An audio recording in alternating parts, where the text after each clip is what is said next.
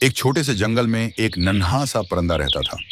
वो अपने घोंसले में रोज अपनी माँ को आसमान में उड़ते देखता और खुशी से तालियां बजाता। लेकिन जब वो खुद अपने पर फैलाने की कोशिश करता तो डर के मारे घबरा जाता। माँ परिंदा उसे प्यार से कहती, बेटा हिम्मत करो, अगर गर भी गए तो मैं पकड़ लूंगी। एक दिन नन्हे परिंदे ने फैसला किया कि अब वो हिम्मत करेगा। उसने अपने नन्हे परों को जोर से हिलाया और घोंसले से छलांग लगा दी। शुरू में वो नीचे गिरने लगा, लेकिन फिर उसके पर हवा में हरकत करने लगे। आहिस्ता आहिस्ता वो ऊपर जाने लगा।